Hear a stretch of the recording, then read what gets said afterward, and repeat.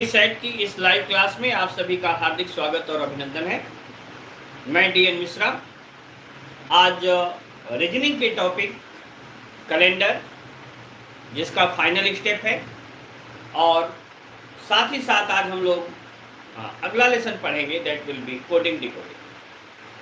Okay, calendar के अलावा आपका जो कोडिंग डिकोडिंग है, सर्वाधिक प्रश्न पूछे जाते हैं किसी भी एग्जाम में, और आपके सिविल सर्विसेज और प्रोविंशियल सिविल सर्विसेज में भी 2 से 3 क्वेश्चंस इस टॉपिक के होते हैं। आइए शुरू करते हैं। आपको याद होगा, हमने आपको बताया था उस दिन कि ये आपके मंथ थे जनवरी, फरवरी, मार्च, अप्रैल, मई,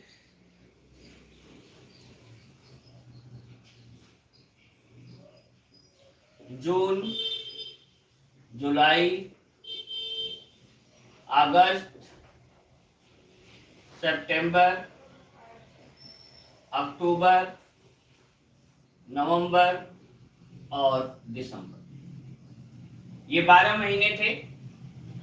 इनमें यहां पर शेष बचा था 3, 0 या 1, 3, 2, 3, 2, 3, 3, 2, 3, 2, 3। ये आपके शेष थे। अंतिम जो टॉपिक चल रहा था उस पर ज्यादा प्रैक्टिस नहीं हुआ था, इसलिए हम इस टॉपिक को ले रहे हैं। सवाल ऐसे था कि जैसे अगर हम कह दें कि 15 मार्च 2003 को शुक्रवार है,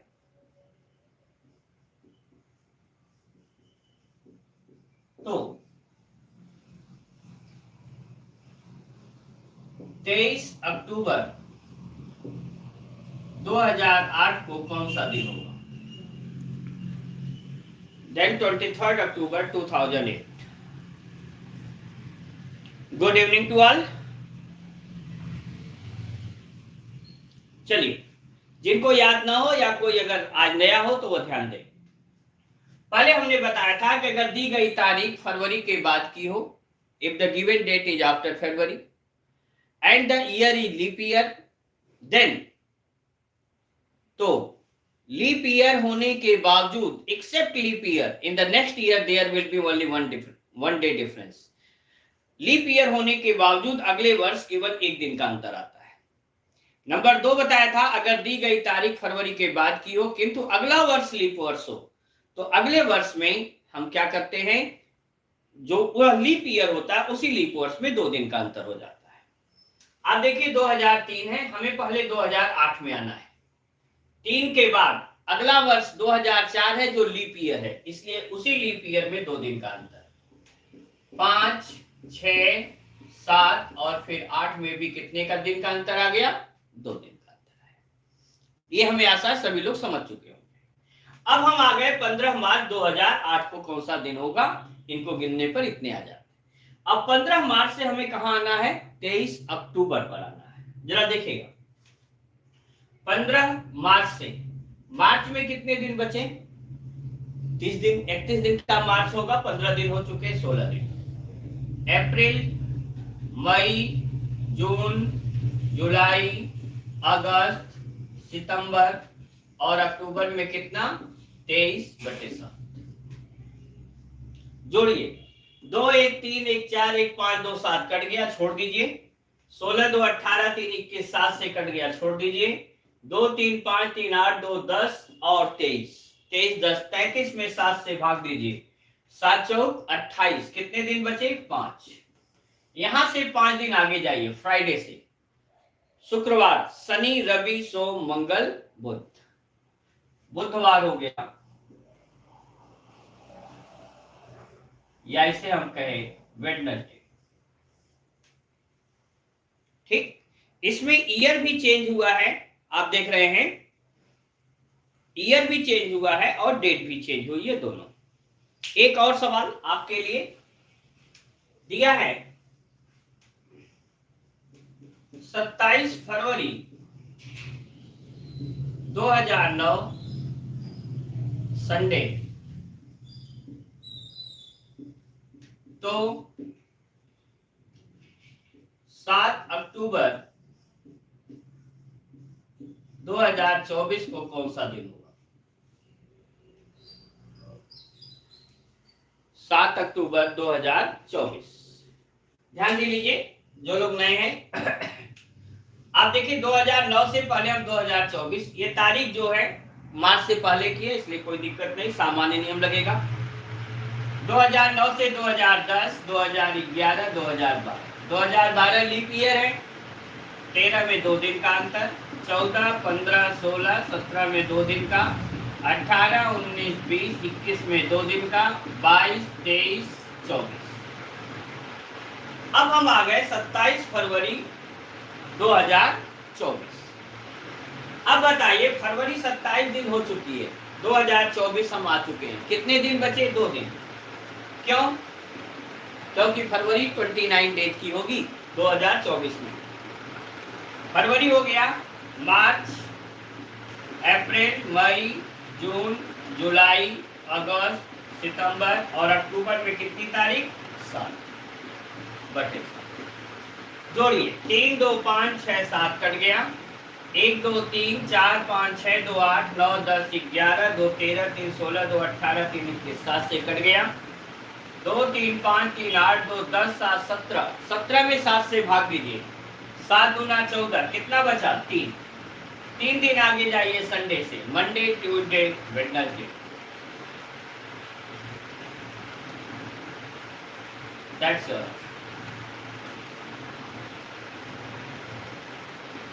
लगा लें।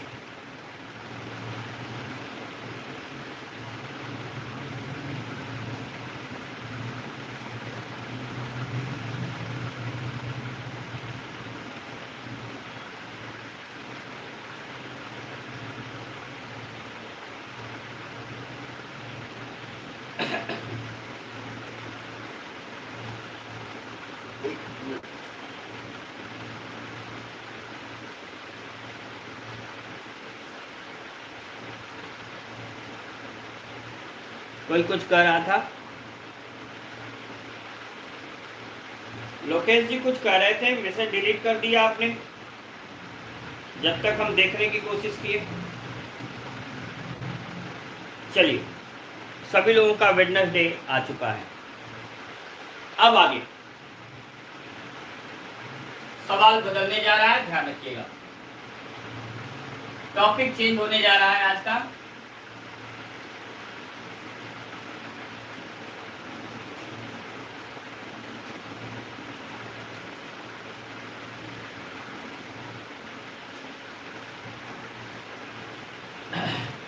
अब तक आप ज्योतिष बने थे, ज्योतिषी बने थे, और अब आप परम ज्योतिषी बनने जा रहे हैं।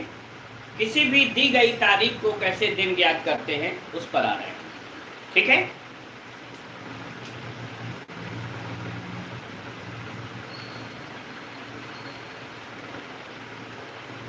दी गई तारीख को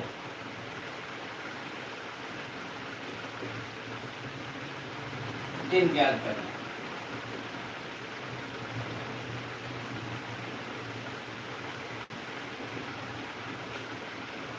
इस टॉपिक से सिविल में तो कम सवाल पूछे गए, एक आध बार आया, लेकिन अगर कोई यूजीसी नेट दे रहा हो तो उसको जरूर एक सवाल मिलता है। देखिए मैं पहले सूत्र बताता हूं, खूब अच्छे से समझ लें। यहां सूत्र है y plus L plus D minus C upon 7। कृपया सभी बच्चे खूब आराम से बिना कोई कमेंट किए हुए इस समय पहले सुने और समझे, क्योंकि यह सूत्र अगर आपका गड़बड़ हो गया तो फिर दिक्कत होगी। y इज बेस ईयर,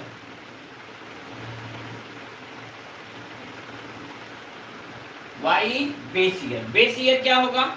जैसे 2019 का बेस ईयर 2018 लिखा जाएगा, 2000 का बेस ईयर 2019 लिखा जाएगा, 1995 का बेस ईयर 1994 लिखा जाएगा। एक माइनस हो जाता है, एक पीछे का जाएगा। L number of leap years,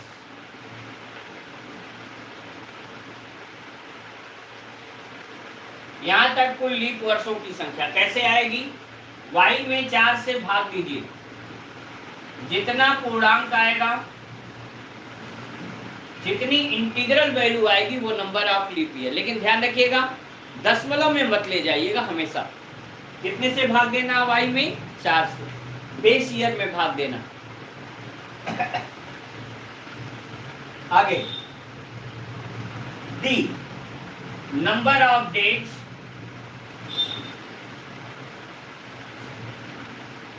in comparison to 1 January.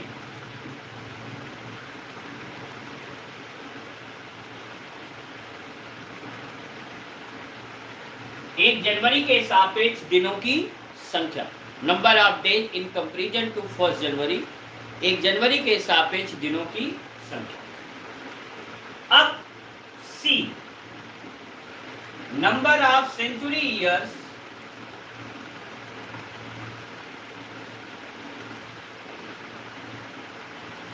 which are not leap year।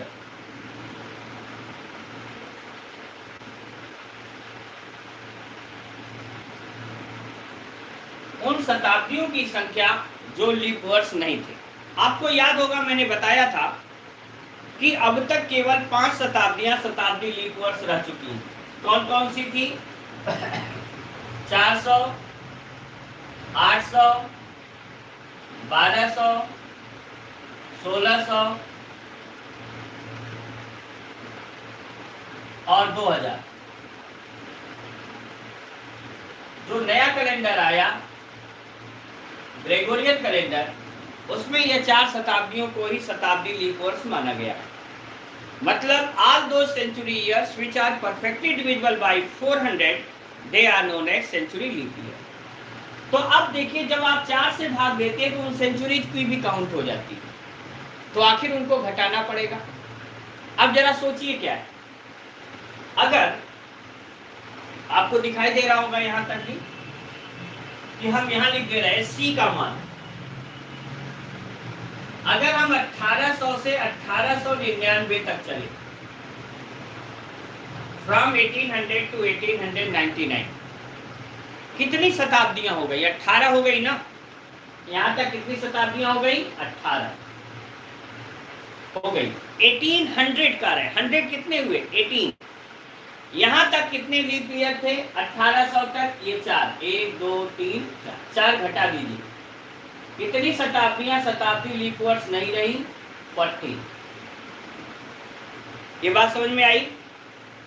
फिर से देखिए, अगर हम 1900 से लेकर के और 1999 तक चले, ठीक, कितनी शताब्दियां दिख गई? 19। अब तक कितनी लीप ईयर थी? 4। कितनी नहीं थी? 15। अगर हम 2000 से 2099 चले, बोलिए यहां तक कितनी शताब्दियां हैं? 20। कितनी लीप ईयर हैं? 2000 तक 5। कितनी लीप ईयर नहीं थी? 15। ऐसे निकाल लेते हैं। ओके, अब यहां पर देखिए बड़े आराम से कैसे सवालों को आप लगाएं। ठीक, पहला सवाल दिख नहीं रहा है? बागी नेहा, एल बता दीजिए। अच्छा, L is number of leap year, कुल लीप वर्षों की संख्या। और लीप वर्ष कैसे निकालते हैं बेटा? जो y आएगा उसमें 4 से भाग दे देंगे। ठीक, देखते हैं आपको और दिखाई दे, इसका हम प्रयास करते हैं।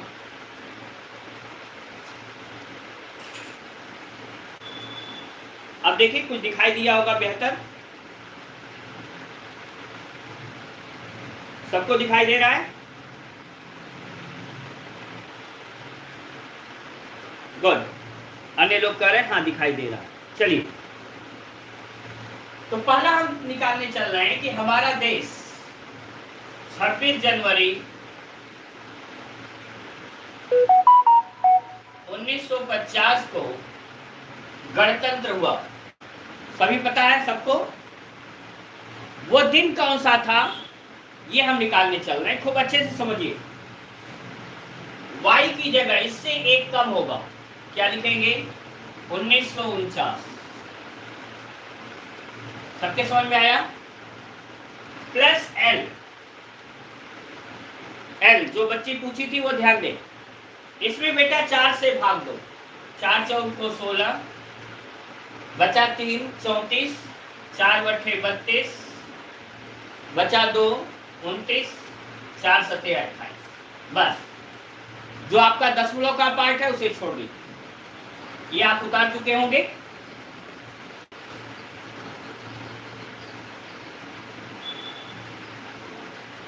आइए, D, number of date in comparison to 1 January. 1 जनवरी के सापेक्ष कितने दिन हो चुके हैं? 26। यहां तक 1950 तक कितनी शताब्दियां थी जो लीप ईयर नहीं थी? 15। ये 15 आप घटा दीजिए और टोटल बटे कितना करना है? 7। जोड़ घटाना वैदिक गणित में छोटा सा सूत्र है, इको एकम, एक साथ जोड़िए घटाइए, देखिएगा आप। 9 7 16 6 22 में से 15 घट गया 7, 4 8 12 2 14, बचा 1, 19 1 20 4 24। डायरेक्ट बटे 7, भाग दीजिए। भाग देने के बाद देखिए कि शेष क्या आया। अगर शेष, ध्यान रखिएगा, यहां शेष 0 आता है तो संडे, 1 आता है तो मंडे, 2 आता है तो ट्यूसडे, 3 आता है तो वेडनेसडे, 4 आता है तो थर्सडे, 5 आता है तो फ्राइडे। 1 minute, 0 1 2 3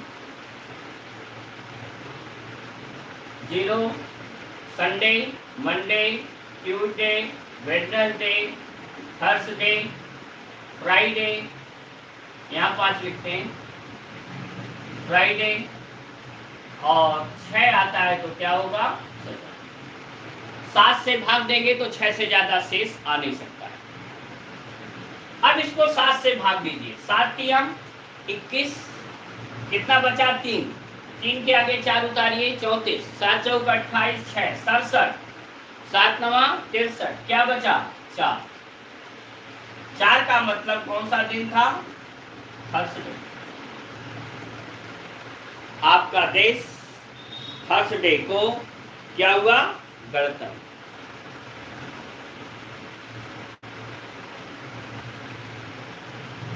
that's clear? अगला सवाल लगाइए, फिर देखते हैं। यहां के बाद अगला सवाल है 30 जनवरी 1948 को कौन सा दिन था? 30 जनवरी 1948 को कौन सा दिन था? जैसे जैसे लगाते जाएंगे सवाल आसान होते जाएंगे। आपको पता होगा 30 जनवरी 1948 वो दिन था जिस दिन हमारे राष्ट्रपिता महात्मा गांधी जी की हत्या हुई थी। तो निकालिए कौन सा दिन था उस दिन। 1948 क्या लिखें? 1947 वाई एल 4 से भाग दीजिए, 4 चौक को 16, 3 34, 4 बटे 32, 4 6 24। डी की जगह 30 दिन, सी वही आएगा 15 बटे कितना? 7। जोड़ घटा लीजिए, 7 6 13 में से 5 घट गया 8, 4 8 12 3 15 में से 1 घट गया 14, हासिल 1 19 1 20 4 24 बटे 7। भाग दे दीजिए, 7 3 21, 3 34, 7 चौक 28, 6 68, 7 9 63, क्या बचा? 5। 5 का मतलब कौन सा दिन था? फ्राइडे।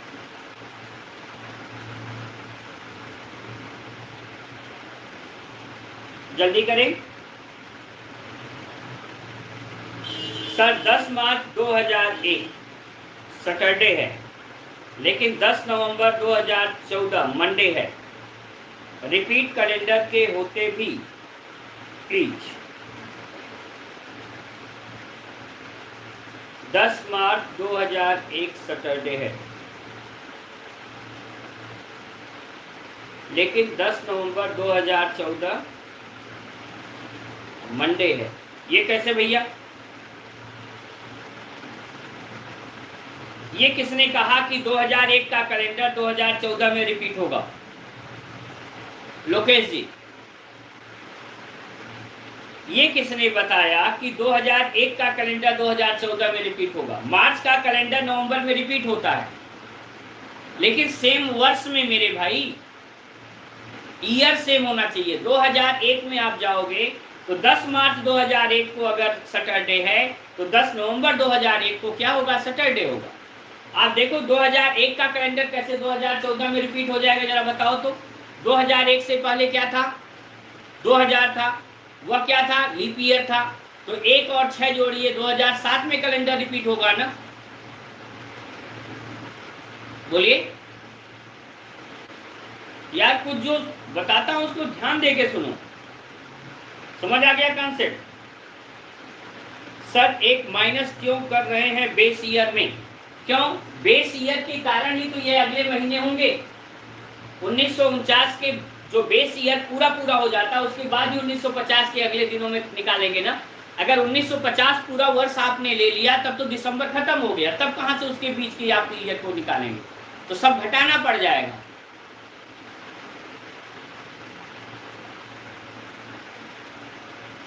आगे चले, अगला सवाल आपके लिए।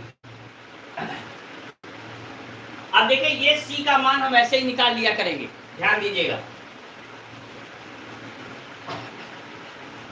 ये सूत्र हम अभी नहीं मिटा रहे हैं, ये ऐसे ही रहने दे रहे हैं, और सवाल अब आपसे लगवाएंगे।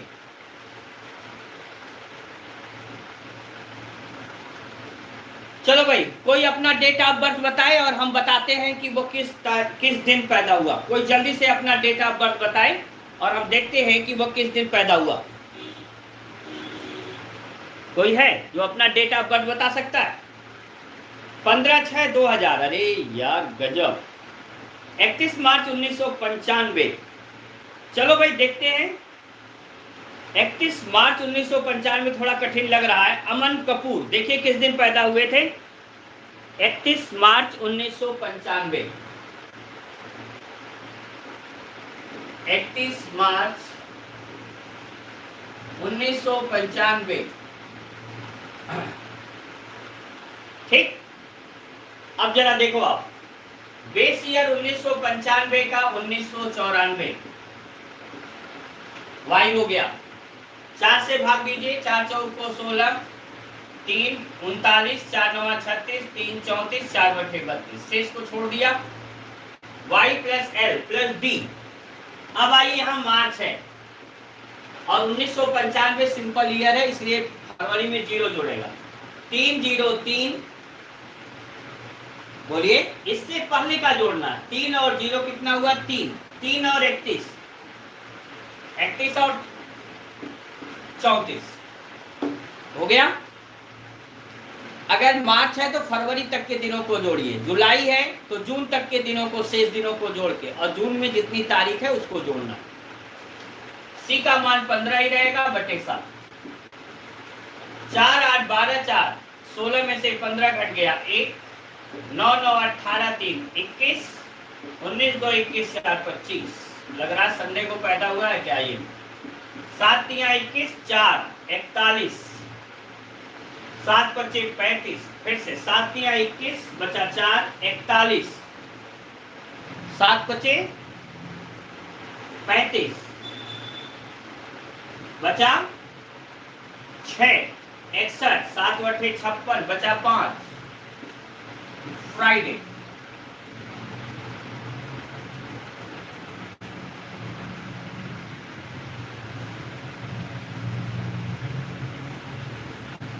ठीक है भाई, अब अपने घर वालों से पूछ लेना।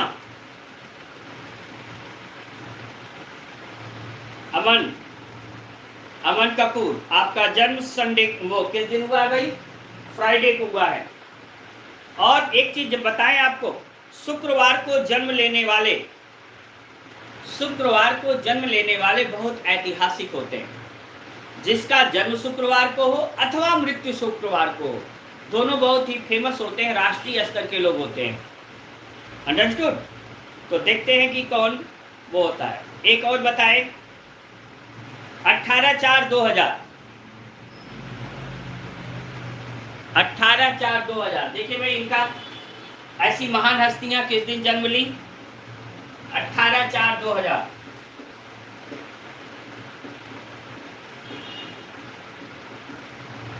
इनका बेस ईयर क्या हुआ? 1999। y प्लस एल 4 से भाग दीजिए, 4 चौक को 16, 3 39, 4 9 36, 3 4 9 36। y प्लस एल डी 18 अप्रैल है, ये जोड़िए। और 2000 क्या था? बेस लीप ईयर था, तो 3 1 4 और 3 7 और 18 25 -15/7 जोड़िए। 9 9 18 5 23 में से 15 घट गया 8, 9 9 18 2 20, 19 2 21 4 25/3 7, 7 3 21 बचा 4 40, 7 बचे 35 बचा 5 58, 7 बटे 56 बचा 2। मंडे ट्यूसडे हुआ। आप मंगलवार को जन्मे थे, ठीक है भाई? ऐसे नहीं कुछ दक्षिणा हाथ में निकालो, सबका हम बताते चल रहे हैं।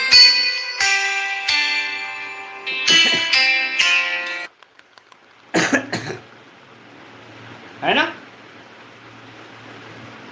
मैं मांगलिक हूं नहीं, देखो मांगलिक अलग चीज होता है ना? ये नहीं है कि जिसका जन्म मंगलवार को हो गया वो मांगलिक है, ऐसा नहीं है। वह ग्रह नक्षत्र पे बात करना होगा, किसी और दिन होगी। चलिए, दानिश सैफी 5/12/1998। देखते हैं भाई, दानिश सैफी ऐसी महान हस्तियां किस दिन जन्म ली हैं? आप लोग भी निकाल के बताइए जरा कि दानिश सैफी का जन्म कब हुआ था? 5/12/1998, 5 दिसंबर 1998। देखिए, यह होगा 1997। वाई प्लस एल 4 चौक को 16, 3 39, 4 9 36, 3 4 9 36। वाई प्लस एल 5 दिसंबर है और यह सिंपल ईयर है। जोड़ लो आप, 3 3 6 2 8 3 11 2 13 3 16 3 19 2 21 3 24 2 26 ये और 5 ये 31। सी का मान 15/7 जोड़िए। 7 9 16 1 17 में से 15 घट गया 2, 9 9 18 और 3 21 बचा 2, 19 2 21 4 25। 7 से भाग दीजिए, 7 या 21 4 41, 7 बचे 35 6 62, 7 बटे 56 6 62। इनका जन्म हुआ है सैटरडे या शनिवार को।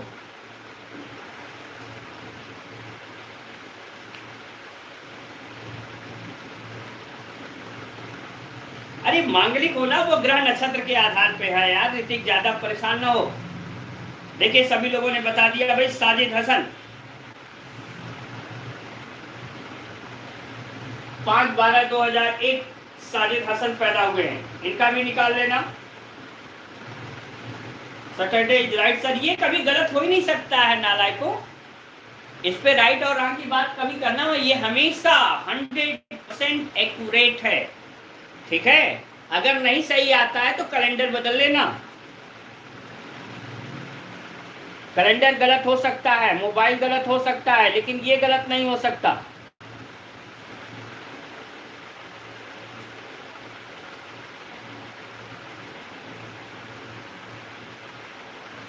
चलिएगा आगे।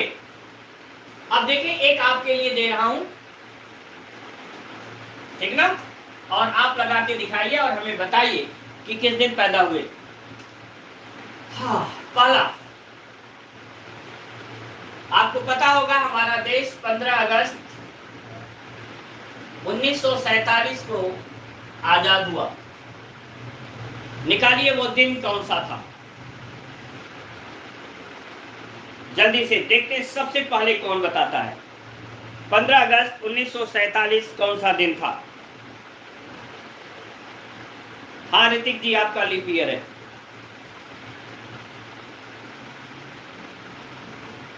क्वालिटी कुछ गड़बड़ आ रही है।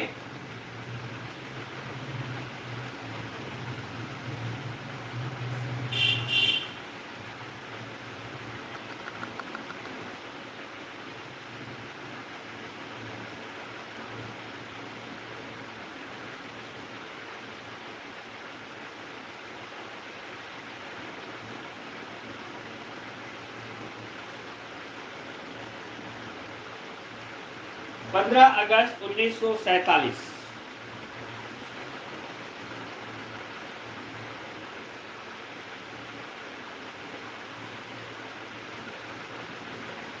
फ्राइडे, बिल्कुल सही है। 15 अगस्त 1947 क्या आएगा? फ्राइडे। आप सभी लोग अपना अपना निकाल सकते हो। दूसरा बताइएगा, 10 मई 1857 अभी अभी इतिहास वाले सर पढ़ा के गए हैं, प्रथम स्वतंत्रता संघर्ष की शुरुआत हुई थी 10 मई 1857। कौन सा दिन था? जल्दी बताइएगा। देखते हैं सबसे पहले कौन उत्तर दिया। 10 मई 1857 कौन सा दिन था?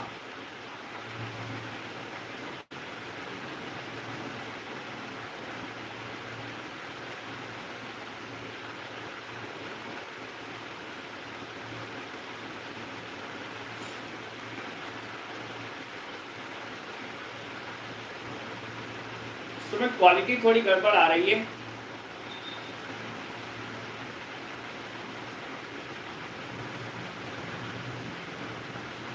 दस मई 1857 फ्राइडे गलत है।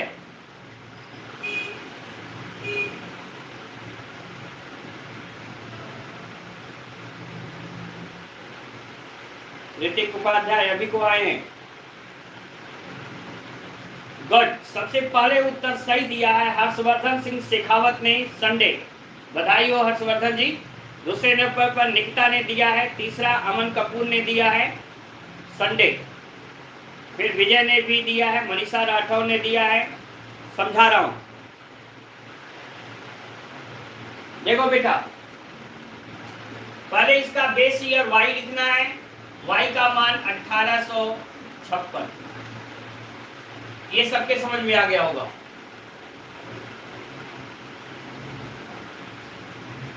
ठीक, y प्लस एल 4 से भाग दीजिए। 4 चौक को 16, 2 बचा 25, 4 6 24, 1 16, 4 चौक को 16।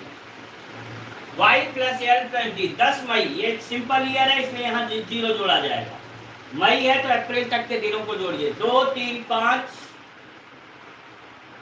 और 3।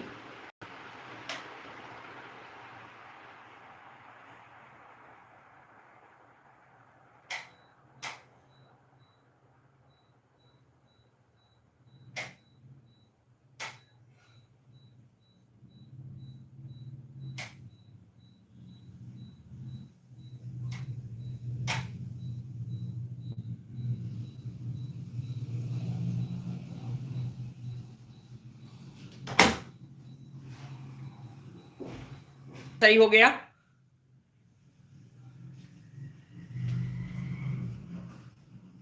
दिखेगा आप लोग क्या कनेक्ट हो रहा है?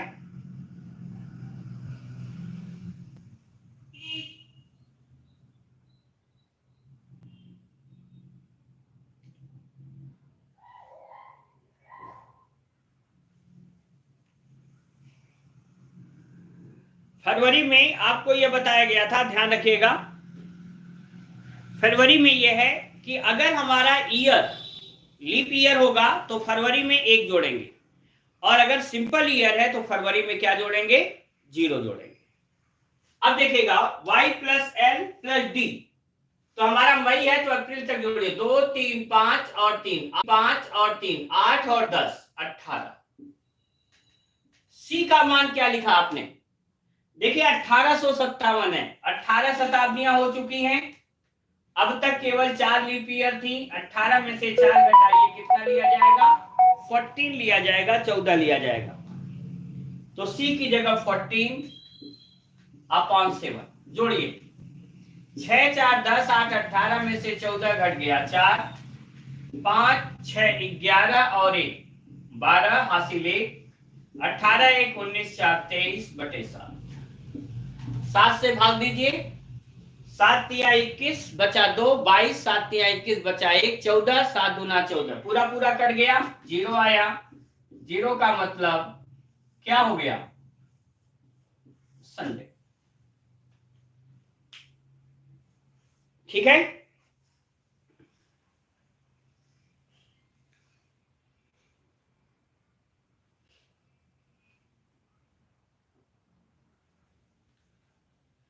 चलिए, एक अंतिम सवाल, आज का कैलेंडर का अंतिम सवाल, बताइएगा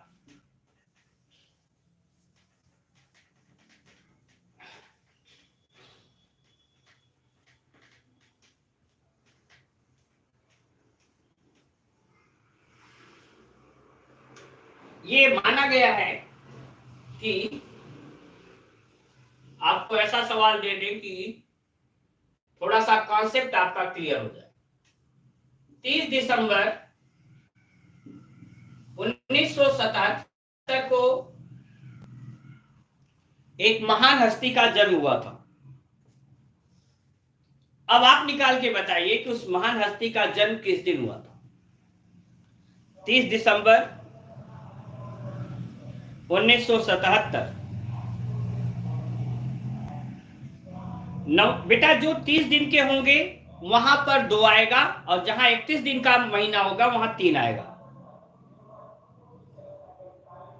सर मुझे फिर से देखना पड़ेगा क्लास, क्या गलती हो गई। बिल्कुल एक बार फिर से बेटा देख लेना पूरा। सितंबर के नीचे 2 होगा, अक्टूबर के नीचे 3 होगा, है ना। ये सितंबर 2 है, अक्टूबर पूरा 3 है, जुलाई 3 है, ये अगस्त 3 है, अक्टूबर 3 है। जो 31 दिन के होंगे वहां 3 शेष आएगा, जो 30 दिन के होंगे वहां 2 आएंगे। और ये सबको पता है कि कौन सा महीना 30 दिन का होता है, कौन 31। जल्दी से निकाल के बताइएगा। 30 दिसंबर 1977 कौन सा दिन है, जिस दिन एक महान हस्ती का जन्म हुआ।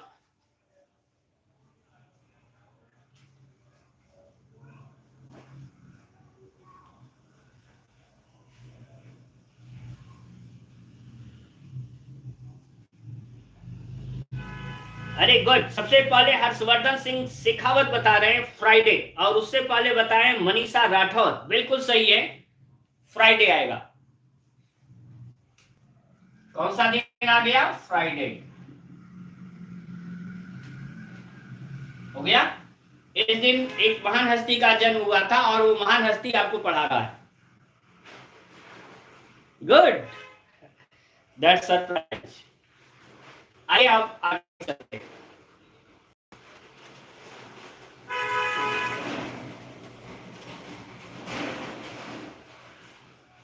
तो ये हमारा रहा कैलेंडर। कैलेंडर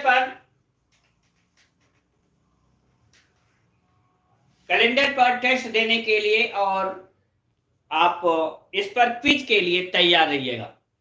आपको बताया जाएगा कि कैसे इस पर सवाल होंगे।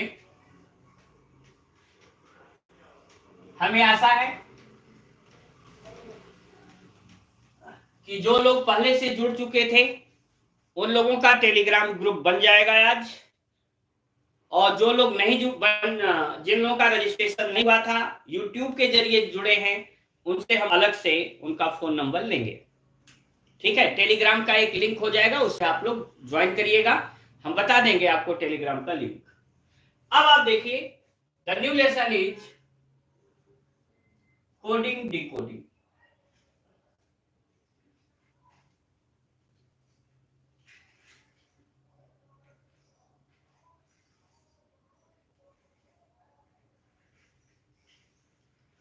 Coding decoding.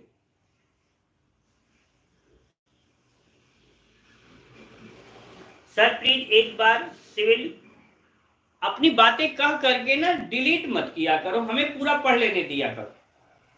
आइए अब समझिए पहले क्या है कोडिंग और क्या है डिकोडिंग। देखिए, मैंने आपको पहले ही दिन बताया था कि बहुत सारी चीजें हैं, हम एक दूसरे से कम्युनिकेट करते हैं, और जो कम्युनिकेशन होता है वह 2 प्रकार से होता है। एक है with the help of words, और दूसरा है with the help of indications, संकेतों के आधार पर। जब कोई शब्द हो, अक्षर हो, वाक्य हो, इनको हम अप्रत्यक्ष रूप में इनडायरेक्टली शो कर देते हैं, then it is known as coding. और यदि दूसरा व्यक्ति जैसे आपने कहा तो हम वक्ता हैं, और आप विद्यार्थी हैं, आप श्रोता हैं, आपने उस बात को अगर समझ लिया तो डिकोड हो गया। अंडरस्टूड? तो जो हम अप्रत्यक्ष रूप में इनडायरेक्टली बात कहे वो कोडिंग है, और जो समझ लिया वो क्या है? डिकोडिंग है। अंडरस्टूड? ये है। जैसे हमने कहा कि the first prime minister of India, Bharat के प्रथम प्रधानमंत्री, जो हमने इतना कहा तुरंत आपके मन में नाम आ गया, ओह, इट मीन्स कि सर जो है पंडित जवाहरलाल नेहरू जी के बारे में बात करना चाह रहे हैं। ठीक है? तो हमने कहा the iron man of India, लौह पुरुष, भारत के लौह पुरुष, तुरंत आपके मन में आओ सरदार वल्लभ भाई पटेल। ये क्या रहा? एक उनके लिए समझिए कोडिंग है, ये उनके लिए एक सरनेम है। तमाम चीजें हैं जो एक कोडिंग के अंतर्गत, सरनेम भी चलते हैं, अन्य भी माध्यम है। मान लीजिए आपकी मोबाइल पर, मैं अपने क्लास में भी बोलता हूं, आपकी मोबाइल पर एक मैसेज आया है ना, और बच्चा बरेली का है और उसके मोबाइल पर ये मैसेज आया 7BP, 7BP, और उसके पिताजी ने देखा मोबाइल संजोग से, और देखा तो उसने कहा, पिताजी ने कहा ये क्या है? तो आपने कहा कि वो पापा लग रहा है कि किसी कंपनी का मैसेज है। लेकिन आपके लिए यह कोडिंग था क्या? 7 बजे बटलर प्लाजा। अब बताइए क्या रहा? जो मैसेज भेजने वाला था उसने कोडिंग की थी और आपने पहचान लिया, तो ये क्या हो गया? डिकोडिंग हो गई। अंडरस्टूड? ऐसे ही आप प्रत्येक एक दूसरे के साथ तमाम ऐसे मुद्दे हैं जहां पर कोडिंग्स के बारे में बात करते हैं। आप अपने मोबाइल पर पासवर्ड लगाते हैं, अगर पासवर्ड अंकों में या शब्दों में है तो वह वर्बल है, और अगर आप पैटर्न लॉक लगाते हैं तो वह क्या हो गया? नॉन वर्बल हो गया। आप अपने फेसबुक का पासवर्ड बनाते हैं, वह एक प्रकार की क्या है? कोडिंग है। आप अपने एटीएम का बनाते हैं पासवर्ड, वह एक प्रकार की क्या है? कोडिंग है। ठीक है? तो पूरी दुनिया के तमाम ऐसे टेक्निकल जो डिवाइसेस हैं उनमें लॉगिन करने के लिए पहले आप अपने ईमेल आईडी या किसी अन्य चीज को, या आप उसके साथ पासवर्ड देते हैं, वो पासवर्ड ही एक तरह का क्या है? कोडिंग है। जब आपकी वह पासवर्ड की कोडिंग को संबंधित डिवाइस क्या कर लेता है? मॉनिटर कर लेता है, तो आपका वह ऐप या वह जो भी आप लॉगिन कर रहे हैं, फेसबुक हो, व्हाट्सएप हो, जो भी हो, वो ओपन हो जाता है। तो समझ गए कोडिंग और डिकोडिंग? ठीक है? यहां कोडिंग डिकोडिंग मूलतः जो है वह अक्षरों के आधार पर है, और समझिए अच्छे से। तो कोडिंग्स जो है वह आपसे पूछी जाएगी, तो कोडिंग सिविल में जो पूछी जाती है वो 4 तरह से है ना? उसमें भी 3 मूल तरह हैं, और हम आपको फिलहाल चारों पढ़ाते हैं। पहला है अक्षरों की कोडिंग, अक्षरों से, इतना तो याद हो जाएगा, हम एक एक टॉपिक फिर लिखेंगे भी। अक्षरों की कोडिंग अक्षरों से करना, उसमें भी 2 तरह है, एक है कि अलग अलग अक्षर का प्रयोग करके, एक है सामूहिक शब्द का प्रयोग करके। इसके बाद है अक्षरों के प्रयोग से, अक्षरों की कोडिंग अंकों से करना। इसके बाद है सेल्फ कोडिंग करना। ये 4 तरीके हैं जो आपको पढ़ने हैं। अब इसमें सबको एबीसीडी का ज्ञान होना चाहिए, एबीसीडी सबको आती होगी। मैं आपको बताऊं, यहां एबीसीडी आपको इस रूप में जानना है, ध्यान दीजिए। This is A B C D E F G H I J K L और एम। ध्यान रखिएगा, यहां N O P Q R T U V W X Y और Z। ध्यान दीजिएगा कैसे हमने चेंज किया है। पूरी आपकी कोडिंग जो है वो नियम आधारित होने जा रही है। इनका नंबर्स आप लिख सकते हैं, दे आर 1 2 3 4 5 6 7 8 9 10 11 12 13 14 15 16 17 18 19 20 22 23 24 25 26। ठीक है, ये 26 है, 13 एक तरफ, 13 उसी का फिर रिवर्स हुआ है। और आप जरा देखिएगा यहां ये जो अल्फाबेट्स हैं इनके ऊपर और नीचे के अक्षरों के प्लेसिंग वैल्यू का योग हमेशा 27 है। जोड़िए, 1 26 27, 2 25 27, 3 24 27, 4 23 27, 5 22 27, 6 21 27, 7 20 27। हमेशा जो योग है वो कितना है? 27 है। जो अपोजिट अल्फाबेट्स हैं इनको अगर इनके नंबर्स आपको याद करना हो तो आप इजोटी का प्रयोग कर सकते हैं। EJOTY बहुत पुराना पद्धति है। ये है 5 10 15 20 और 25। इन्हीं के अगल बगल सभी आएंगे। ओके, चलिए तो सबसे पहले हम चलते हैं यहां अक्षरों की कोडिंग अक्षरों से करना। Coding of alphabet by alphabet.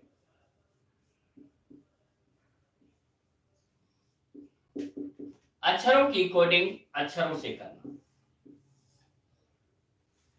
ठीक है, बाकायदे आपको जो नियम बताए जा रहे हैं उन नियमों का आप उपयोग करिए और आराम से सवाल सॉल्व करिए। Rule first,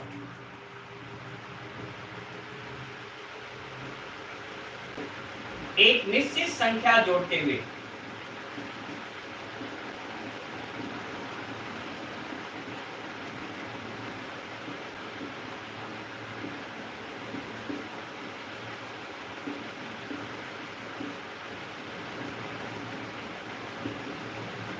coding by adding definite number. एक निश्चित संख्या जोड़ते हुए कोडिंग।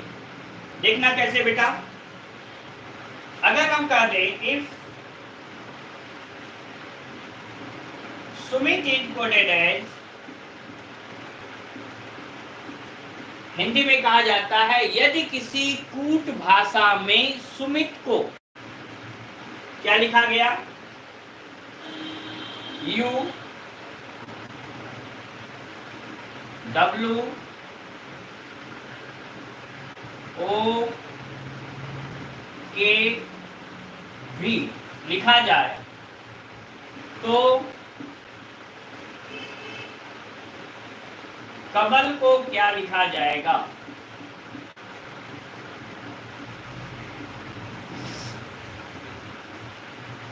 कमल को क्या लिखा जाएगा? आप देखो बेटा, आराम से समझो। आप प्लेसिंग वैल्यू केवल लिख लीजिए, काम हो जाएगा। यह है 19 नंबर, 21 है, 13 है, I 9 है और T 20 है। U जो है 21 है, 23 है, W O 15 है, 11 है K और V 22। 19 से 21 कैसे आया? दो जुड़ा, 19 2 21, 21 2 23, 13 2 15, लगातार क्या जुड़ रहा है? दो जुड़ रहा है। ठीक,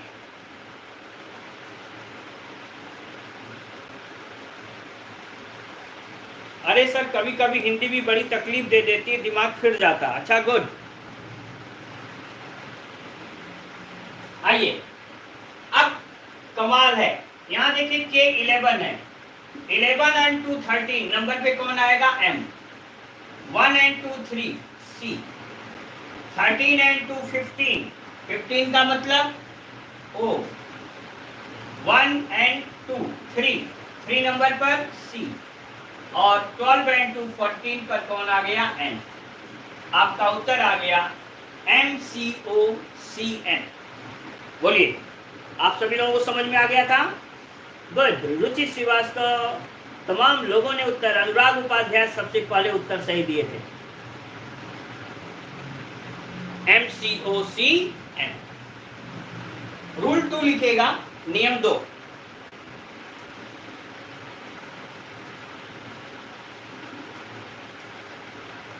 रूल 2 लिख लीजिए। एक निश्चित संख्या जोड़ते हुए रिवर्स ऑर्डर में coding, coding by adding definite number in reverse order. एक निश्चित संख्या जोड़ते हुए रिवर्स ऑर्डर में कोडिंग करना, coding by adding definite number in reverse order. ठीक, दिखाई दे रहा सही से? जैसे देखिएगा, if Dinesh is coded as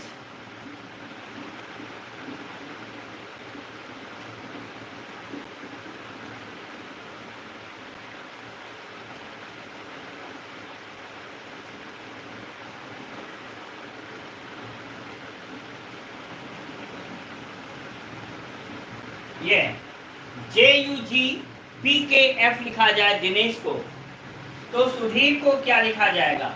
SUDHIR।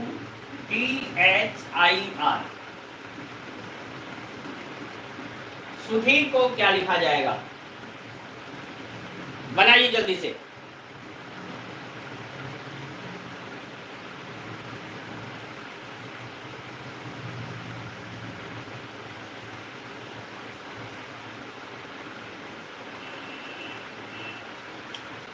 Good evening Rajesh ji, उत्तर बताइए। सबसे पहले देखते हैं कौन उत्तर बताता है।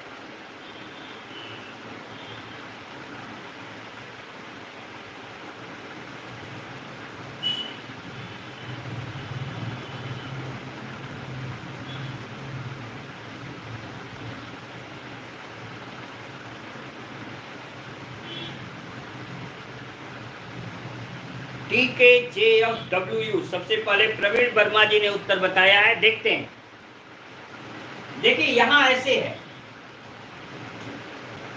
इसको समझिए। HI के बाद J, ST के बाद U, EF के बाद G, NO के बाद P, IJ के बाद K और DE के बाद क्या आया है? F आया है। अब ऐसे ही जरा बनाइए इनका। क्या था? सुधीर, SUDHIR।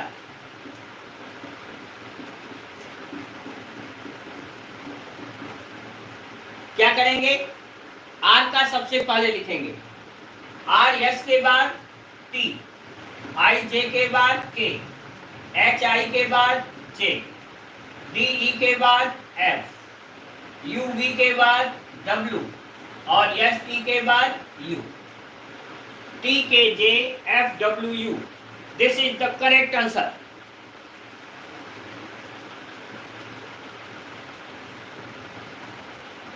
TKJFWU सबसे पहले प्रवीण वर्मा ने एकदम सही उत्तर दिया था। दूसरे नंबर पर आज लग रहा है पहली बार है नेहा प्रियदर्शनी, स्वागत है, आपने दूसरे नंबर पर सही उत्तर दिया।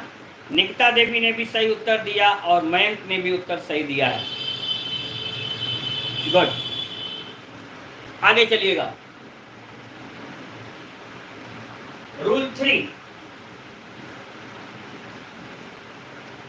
अब मैं नियम बाद में बताऊंगा, आपसे पूछूंगा पहले, देखता हूं कितने लोग उत्तर सही बताते हैं। ठीक है, आपके प्रश्न उससे ही नियम बनते चलेंगे। आपका अगला है, यदि पंकज को, या पुनीत लिख लेते हैं, पुनीत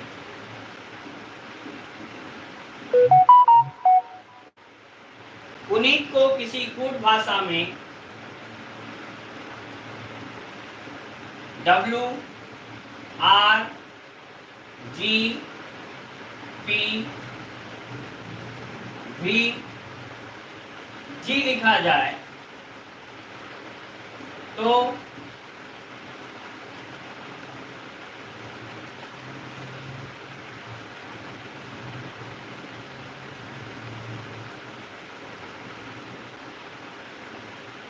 पंकज को क्या लिखा जाएगा?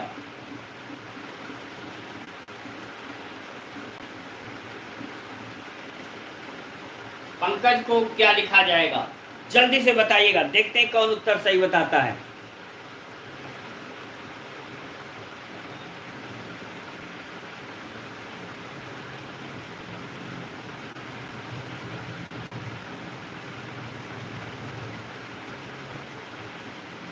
हसन जी क्या दिक्कत हुई?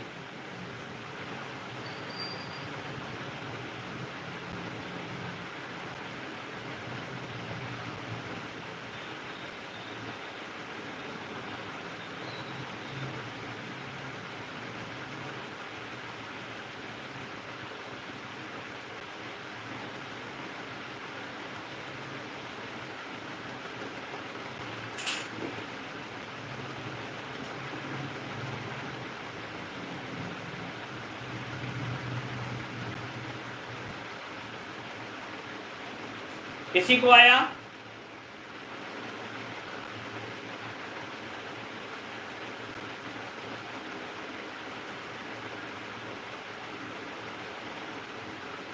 पंकज का पूछा गया है, पंकज को क्या लिखा जाएगा? नहीं सर, रिवर्स किया था आप, मैं डायरेक्ट जोड़ने लगा। और कोई?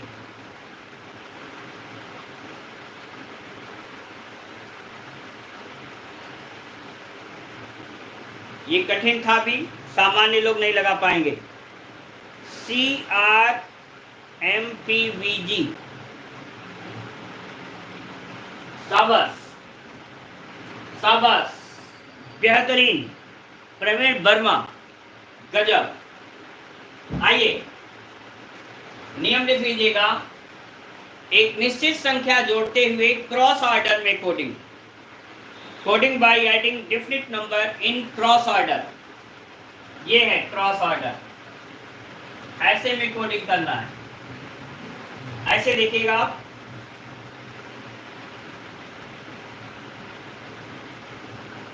U V के बाद W, P Q के बाद R, E F के बाद G, N O के बाद P, T U के बाद V, E F के बाद G। देखिए ऐसे है W R G P V G, ये ऐसे इनका बनाइए क्रॉस ऑर्डर में कोडिंग। A B के बाद C, P Q के बाद R, K L के बाद M, N O के बाद P, J K के बाद L, A B के बाद C। आ गया CRMPLC। That's a good answer.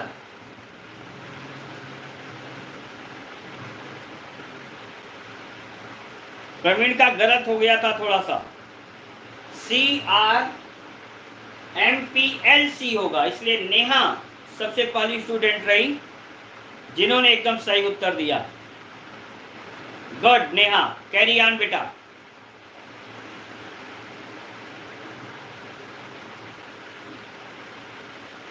CRMPLC।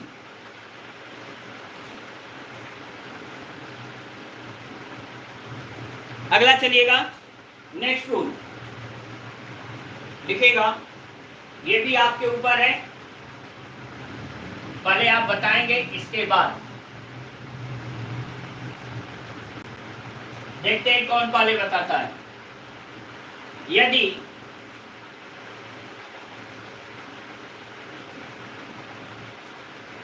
Dinesh को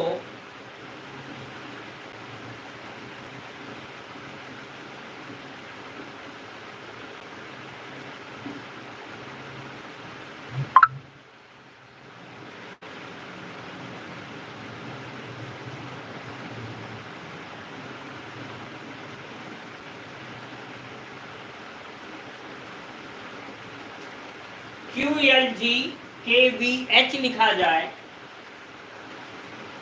तो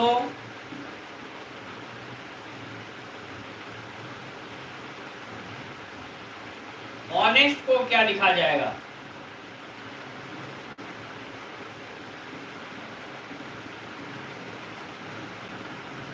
ऑनेस्ट को क्या लिखा जाएगा?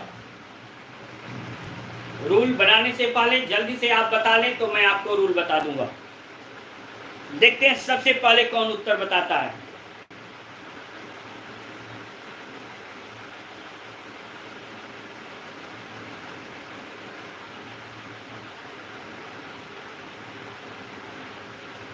देखो भैया, प्रवीण जी और कल जितने लोग ये पुष्पेंद्र वगैरह थे, आज सबका नंबर कट गया। एक बच्ची आ गई नेहा, और लगातार वो क्रैक कर रही है।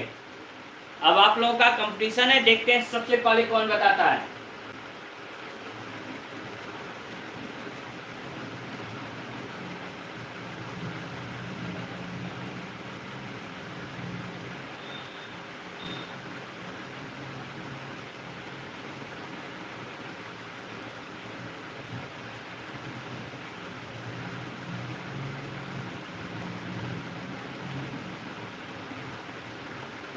समय समाप्त होने वाला है, जल्दी करें।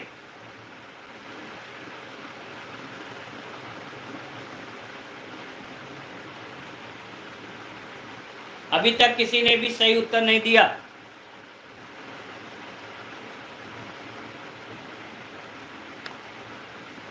गुड, प्रवीण वर्मा ने दे दिया, नेहा ने भी दे दिया, निकिता देवी ने भी दे दिया।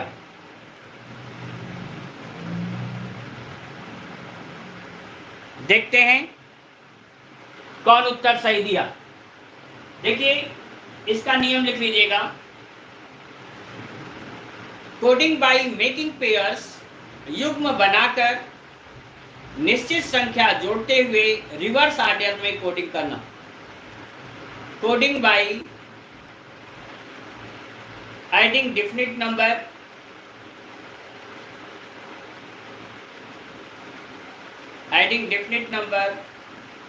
by making pairs in reverse order। आप देखो, ये 3-3 का पेयर बन गया। ये 3 का पेयर इधर से इधर, ये 3 का पेयर इधर से इधर। ये देखिए 14 है, ये 9 है और ये 4 है। ये 17 है, 12 है, 7 है। देखिएगा, 14 3 17, 9 3 12 और 4 3 7। लगातार क्या जुड़ा? 3। यहाँ देखिए, ये 8 है, 19 है, 5 है। ये है 11, 22 और 8। देखिएगा फिर वैसे ही 8 3 11, 19 3 22, 5 3 8। ऐसे ही पहले इधर का इधर करिए। ये n है 14, 14 3 17, Q हुआ 15 3 18, R हुआ 8 3 11, K हुआ। अब यहाँ से यहाँ आइए, 20 3 23, W हुआ 19 3 22, V हुआ और 5 3 8, H हुआ। Q R K W V H, Q R K। कोई आया? WVH, yes. रुचि श्रीवास्तव सबसे पहले उत्तर सही दिए हैं। उससे पहले QRK WVH, QRK WVH, शाबाश। Praveen Verma, you are the winner.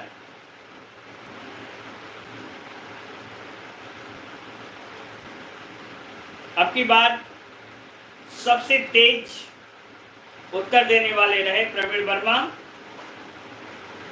आपने QNK लिख दिया, ये आपका गलत रहा, नेहा ने।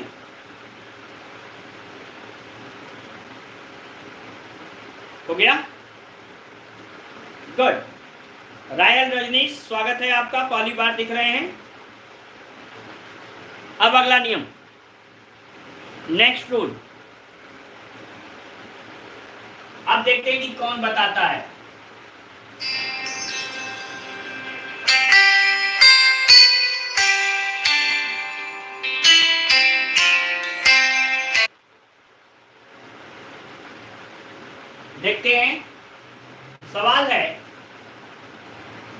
यदि कम को COME,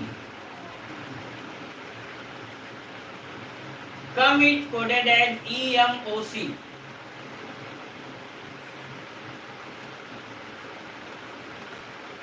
यदि कम को EMOC लिखा जाए तो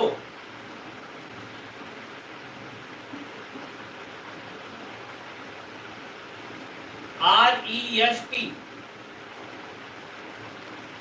रेस्ट को क्या लिखा जाएगा? ध्यान रखिएगा, ऑप्शन में TSER नहीं है। प्यारे बच्चों जो बड़े जल्दी उत्तर दे रहे हैं वो ध्यान रखिएगा, ऑप्शन में TSER नहीं है, ऑप्शन में TSER नहीं है। अब बताओ, बड़ा आसान समझ गए थे।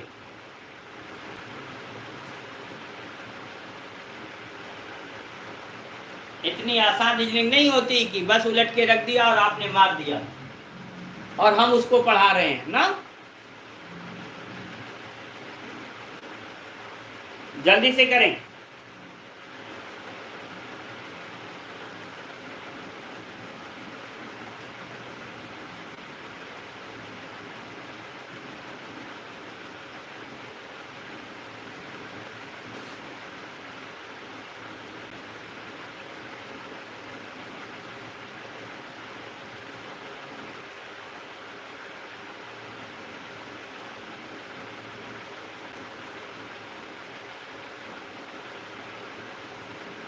कोई बात नहीं है, कोशिश करिए।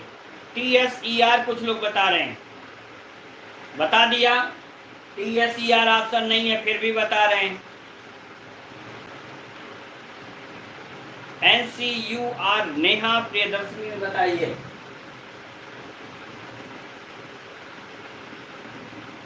नो, समय समाप्त हुआ। अब जरा देखिएगा, यह है 3 नंबर पर, यह है 15 नंबर पर, यह है 13 नंबर पर, यह है 5 नंबर पर। ये तो तैयार, यह है 5 नंबर पर, 13 नंबर पर, 15 नंबर पर और 3 नंबर। जरा देखो भाई, 3 से 5 कैसे आया? 2 जुड़ा। 15 से 13 कैसे आया? 2 घट गया। 13 से 15 कैसे आया? 2 जुड़ गया। और 5 से 3 कैसे आया? 2 घट गया। 2 जुड़ा, 2 घटा, 2 जुड़ा, 2 घटा। 18, 2 जुड़ा 20 हो गया। 5, 2 घटा 3 C। 19, 2 जुड़ा 21 और 20, 2 घटा, 20 में से 2 घट गया, 18 R। TCUR,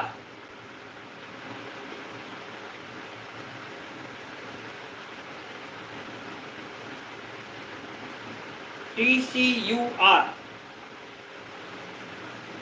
कोई नहीं बताया था शुरू में।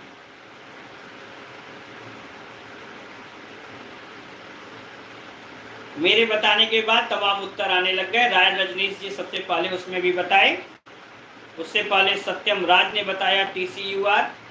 जसवीर सिंह ने कोशिश की है, बिल्कुल मान लेंगे TCUR। अब तक कहाँ थे जसवीर? दूसरे नंबर पर सत्यम राज का उत्तर आया है, तीसरे नंबर पर राय रजनीश का आया है, चौथे पर हिमानी गुप्ता है।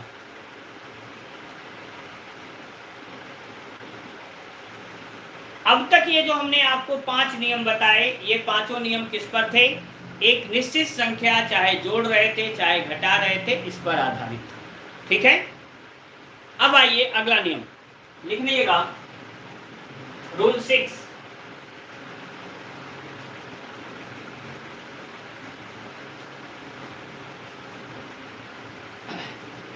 लिखेगा क्रमशः प्राकृतिक संख्याओं को जोड़ते हुए coding. Coding by adding consecutive natural numbers. क्रमशः प्राकृतिक संख्याओं को जोड़ते हुए, प्राकृतिक संख्याएं जानते हैं 1 2 3 4 5 6, they are consecutive natural numbers. ऐसे लिख लो, यदि कपिल को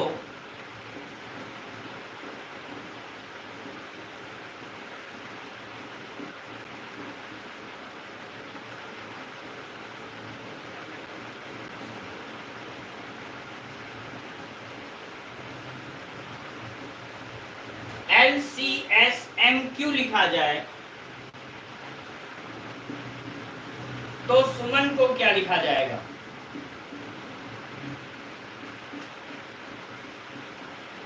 जल्दी से कोशिश करिएगा, फास्टली।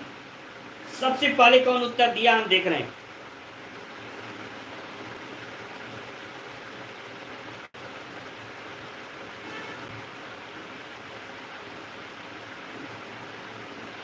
अच्छा, अनु शर्मा सबसे पहले आपने बताया, चलो मान लेता हूं। मोहित जी धन्यवाद।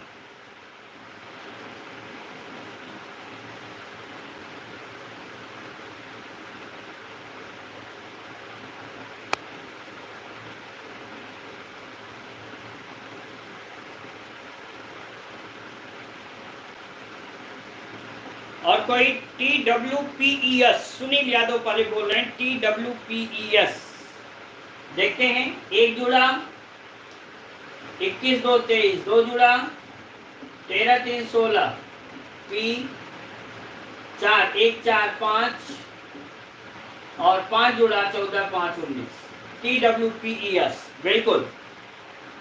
सबसे पहला उत्तर देने वाले रहे सुनील यादव, TWPES।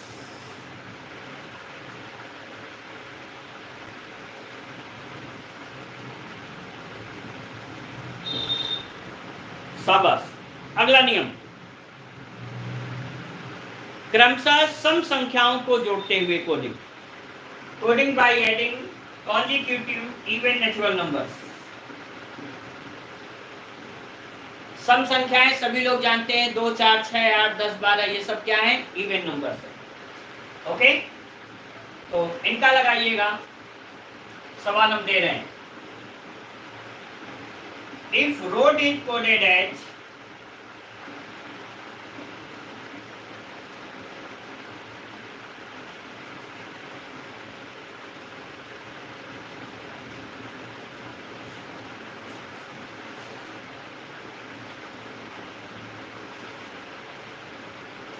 यदि रोड को TSGL लिखा जाए तो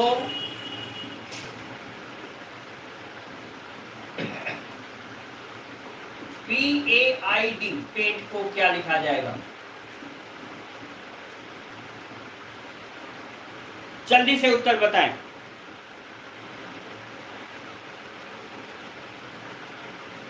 फास्टली आंसर।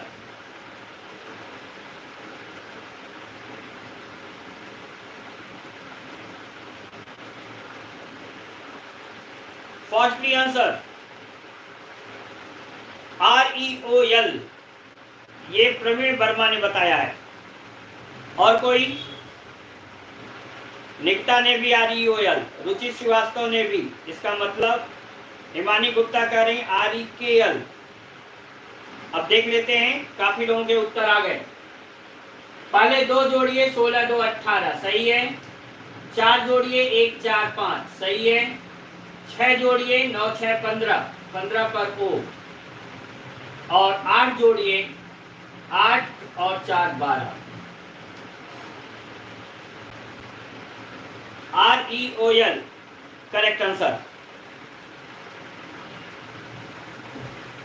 ठीक, अगला लिखेगा TWPES। ये कहां से आ रहा है इतनी देर बाद? रायल रजनीश, क्या हो गया अचानक आपको कि TWPES? कहां का उत्तर कहां बता रहा बेटा? इतनी देर में तुम्हारी टाइप का अभी का उत्तर आ रहा है। आपका नेटवर्क लग रहा है कुछ गड़बड़ चल रहा है। पिछले सवाल का उत्तर अभी आपका आया है। अगला सवाल, जो बता देगा आज की क्लास का मास्टरमाइंड होगा। जो बताएगा आज की क्लास का मास्टरमाइंड होगा। ठीक, अब हम देखते हैं कौन एकदम सही बताता है। यदि नीरज को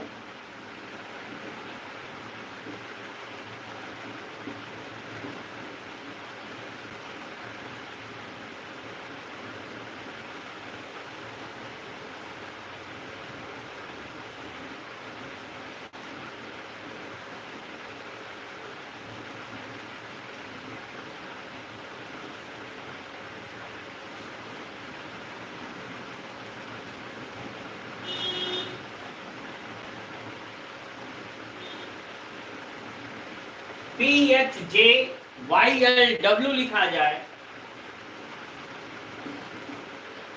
तो पंकज को क्या लिखा जाएगा?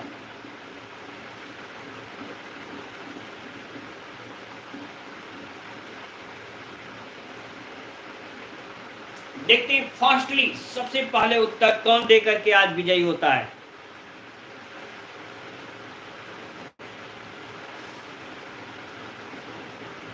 आसिफ बेटा, पिछला जो था उसमें 2 4 6 8 जुड़ा था, कुछ ऐसा कठिन सवाल नहीं था।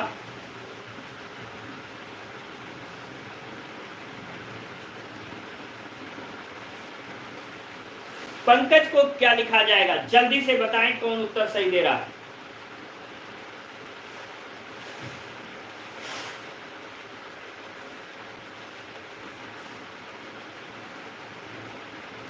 सर ऑप्शन मैथ्स कब शुरू होगा?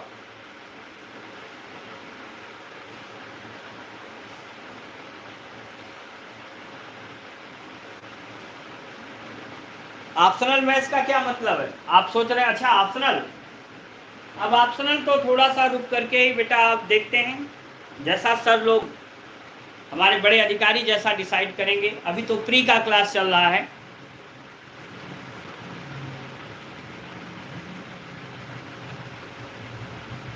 RETIT पहला उत्तर आया है।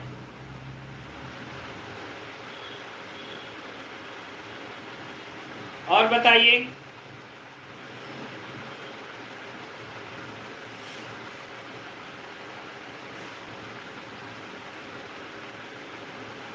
RETST SBSRLW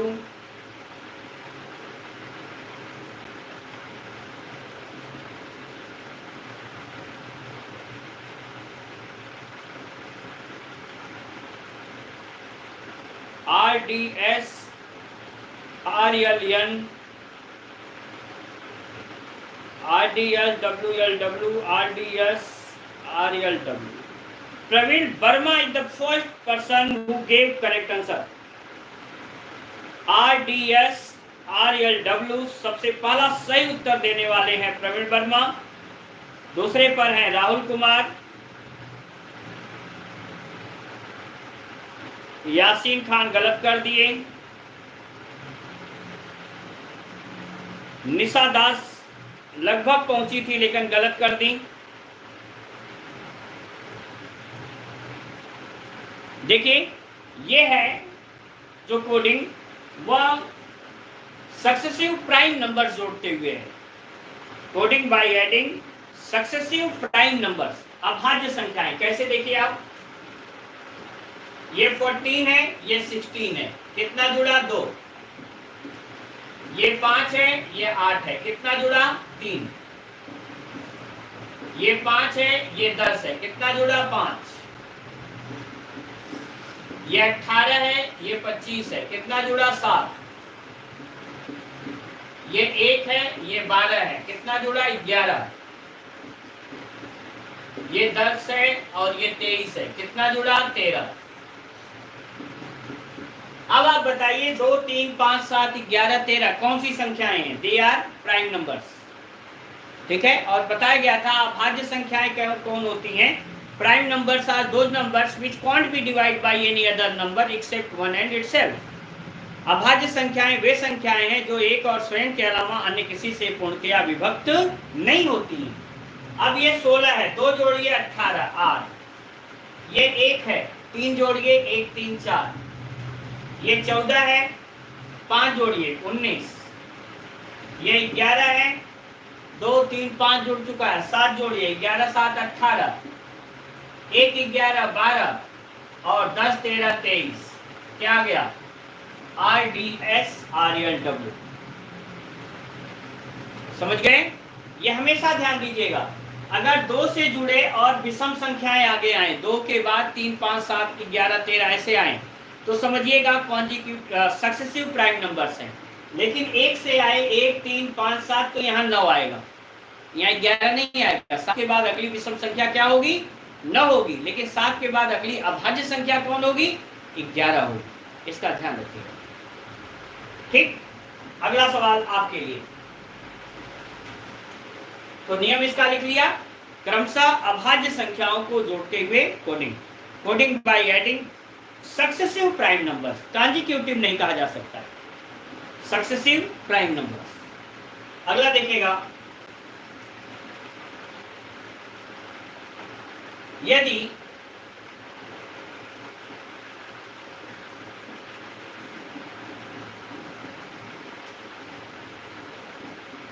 रेंज को RANGE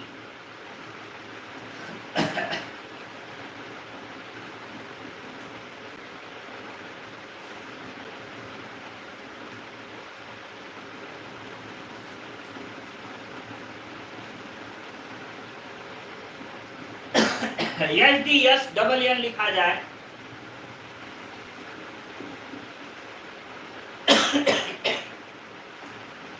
तो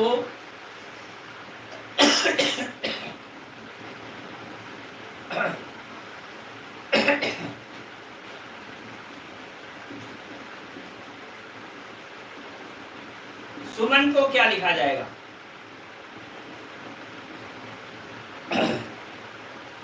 देखते हैं सबसे पहले कौन उत्तर देता है।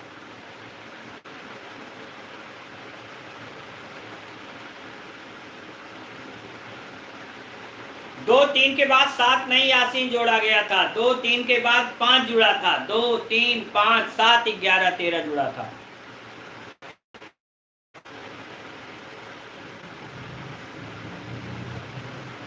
जल्दी से बताइएगा।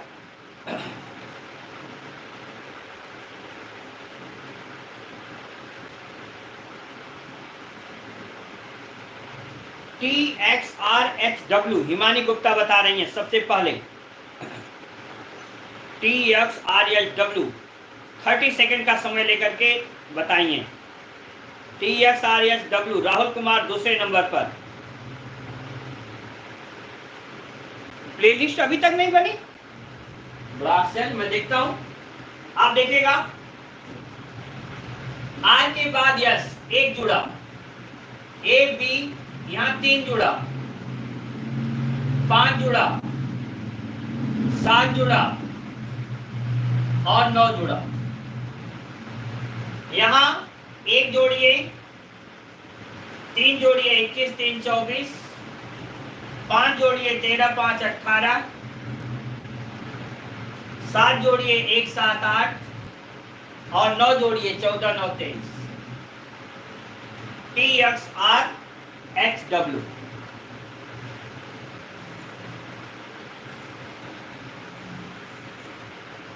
TXRHW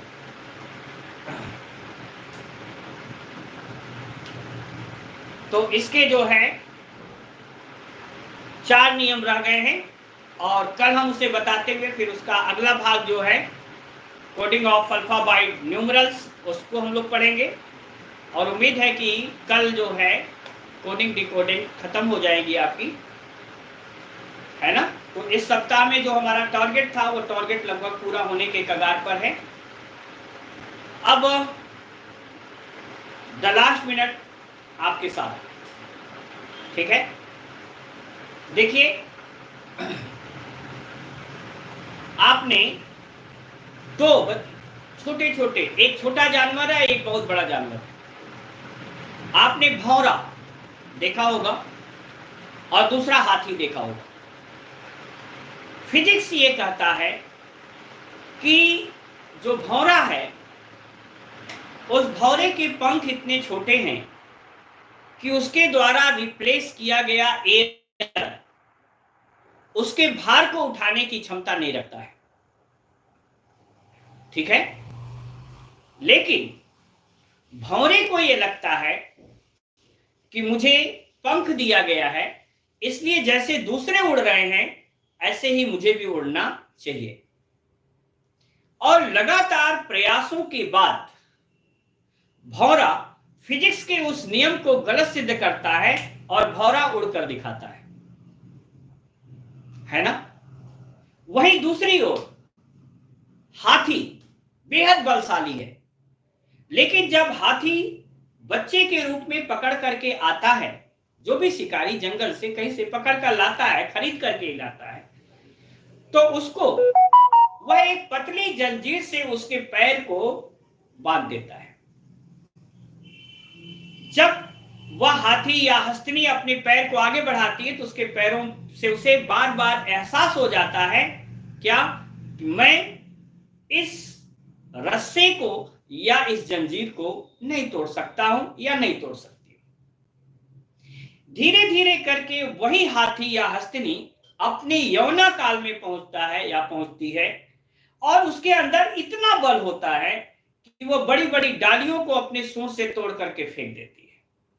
लेकिन फिर भी वह हाथी जब घर पे पहुंचता है तो फिर उसी जंजीर में वो बंध कर रह जाता है, जिसे वह सेकंडों में, चुटकियों में तोड़ सकता है।